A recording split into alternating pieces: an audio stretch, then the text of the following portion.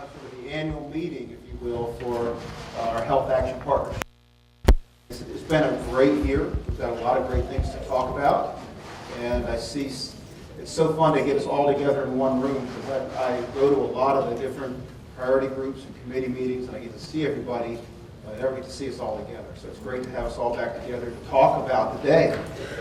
We got a great lineup today, but one of the things that we're going to do, in addition to sort of learning about what everybody's doing, what's happening across the whole partnership, where we're headed, where we've been, we're also going to, we have a theme each year, and today we're going to focus fairly heavily on health equity. Our speakers are going to be talking about health equity. We're going to be launching some products around, we call them products, but they're some tools that you can use in each of your work to line up and understand what health equity means, understand how health equity can be incorporated into the work that you all are doing. And so hopefully when you leave today, in addition to being updated and energized about the work of the partnership, you'll also have some new tools and some new thoughts about how you can incorporate health equity into the work of your various committees and organizations.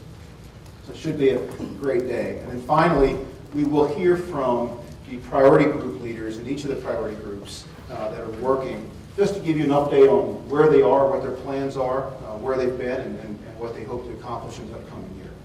So we're going to jump right into it. And what I've been asked to talk about before you hear from our first speaker is to talk a little bit about the Bold Goals Coalition. And by show of hands, have anybody heard of this effort called the Bold Goals? Quite a few of us. And you know what the Bold Goals Coalition is? It's based on this idea of collective impact. And I'll give you a quick summary, and that is it's some 200 plus organizations that have come together and said we want to try to move the needle in our region and our communities on specific issues. But we don't want to do the old kind of collaboration where we all sit around the table, we speak earnestly for an hour, we leave, we come back 3 months later and have the same conversation. We want to actually work in alignment with each other, have measurable outcomes, and start moving together towards moving this larger community needle. And that's what the commitment is within that partnership. It's an open table. We have lots of partners continually coming in. It's nonprofits, it's corporations, it's funders, it's government, all coming together and saying, how do we take the resources that we have and work in better alignment against common goals with measurable objectives? And so, you know, there are different kinds of impact, and this idea that this individual impact it's good. I mean, good things are happening here. People are getting helped. You've got lots of individual organizations working together, yet we're all working somewhat independently of each other. We may share an idea here or there, we may share a client, but for the most part, we're working independently. And all trying to work on the same problem, but doing it independently of each other. Then you've got what we call coordinated impact, where we all say, okay, hey, let's all work on the same issue. Let's all focus on one specific issue around health, but still doing it in our own independent way, with our own strategies, our own measurements, our own everything, but at least we're working on it with each other. We're working on the same direction. And then the concept that the Bold Goals Group is based on is what we call collective impact, where you have all those same organizations working towards the same outcome, using the same data, and using that data to keep sort of continuously improving their outcomes. So it's not a magic bullet necessarily. It's not a, we've done this and it's now done. It's more of a way of thinking or a strategy on how to work smarter as a community and to work in a way that starts to actually yield some results and gets us moving the needle. And so that's happening, and it's happening specifically in the health area. The Health Action Partnership and the Bold Goals Coalition have sort of come together and adopted each other's goals, if you will. And an important tenet of this collective impact work is one. Well, one is setting a common goal. And the goal that where we've come together as an organization, as a group of organizations, is we were trying to say, what's the needle we're trying to move? And we spend a lot of time talking about this, and there are a lot of metrics in health, more than almost any other thing. And there's so many metrics, we all want to move all of them. But ultimately we said, what's causing us a lot of pain and concern? And it's, well, we're continually ranking in the bottom of these surveyable metrics. And so we started looking into what are these metrics, and it's really the Robert Wood Johnson Foundation does this community health rankings, and they look at a whole lot of community health metrics every year by county, and they put out these rankings.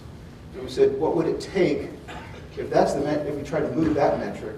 How could we move our community, our 5-county region, to become the top 10 health, be in the five counties, for those 5 counties to be in the top 10 healthiest counties in our state.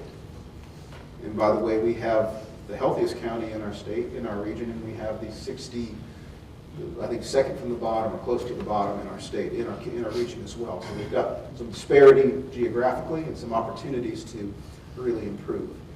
And so from there, we started sort of breaking it down, saying what are the things that are causing the heaviest things that are weighting down our performance in health. And it might be that something was weighted very heavily, like smoking, for example, or it may be that that something that maybe wasn't as heavily weighted, but if we could move the needle on that, it would have a ripple effect of a lot of other things in the community. So we started looking at those, and as a group, we started coming up with some metrics. And I think at your place, you've got a trifold. It says Bold Goals Coalition. It looks like this. And you can see in there, it covers all 3 areas of education, health, and financial stability. But the health is highlighted in blue. And if you were to look there, you can see some of the things, the metrics that we're focused on moving as a group. And some of the key strategies. It's a great piece, and you can see there's a good piece of data, and I welcome you to take it with you, look at it. You can also, if you see on the back, on the front there, our website is boldgoals.org. You can go to boldgoals.org and see all kinds of updates and real-time information on what's happening in the various priority groups and what they're working on.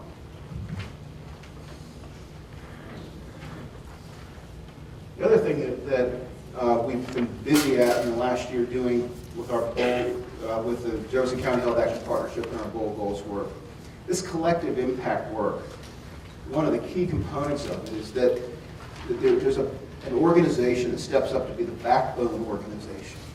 This is a group that says, we're going to help staff this and drive this and make sure that the meetings are called, the agendas are set, that people who say they're going to do things, we'll follow up with them and make sure that things are on track and getting done. It's really sort of think about it in the volunteer world. The backbone organization does the staffing work for all the various committee leads. They don't chair the committees, but they provide that underlying staffing to help those committees all work more effectively. And the way the Jefferson County Health Action Partnership's been set up, that leadership rotates between the Jefferson County Health Department, United Way, and the Community Foundation of Greater Birmingham. We've been sharing that backbone among the 3 of us. But what we realized as we got into this is the way we had it set up originally was you would have a backbone organization providing the staffing work, but then each of the priorities were sort of led by individuals who had an interest or an expertise in that area. And the challenge was there's so much work to do in each of these priority groups that we felt we really needed organizational leadership behind each of these priority groups. So we spent a little bit of time in the year thinking about what are the groups, the right work groups that we need to have, and these are the ones: advancing health equity, optimizing health care, improving mental health, improving the built environment, transportation and safety, and promoting healthy lifestyles. So these are the priority groups where work is getting done. So these are, in essence, sort of the subgroups or work committees. What we did is, working with partners, we were able to get a number of organizations to agree to be the organizational lead, if you will, the organizational backbone group to help staff and drive the committee work. So there are resources behind it. As before, it was a sort of a person. Now it's an organization. It's still made up of lots of partners and individuals with expertise on these committees. But now these organizations have agreed to put their expertise and their staff resources to help drive the work. And so, let me make sure I don't make a mistake here.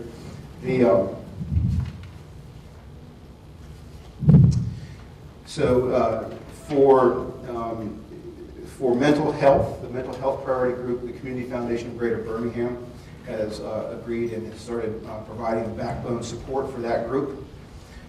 The Jefferson County Department of Health is providing the backbone support for the optimizing healthcare. The Jefferson County Collaborative for Health Equity, which used to be called Place Matters, they have taken on the health equity piece. You're going to hear from them in a little bit. And then both the YMCA of Greater Birmingham and Alabama Department of Public Health together are providing backbone support for the Healthy Lifestyles Work Group. And so we're excited about this setup. These organizations haven't necessarily said, they've stepped up in a major way to provide resources and staff resources to help this work go. So I think the model that we've come into is set up to be sustainable and be able to run for quite a while. We're very excited about this setup.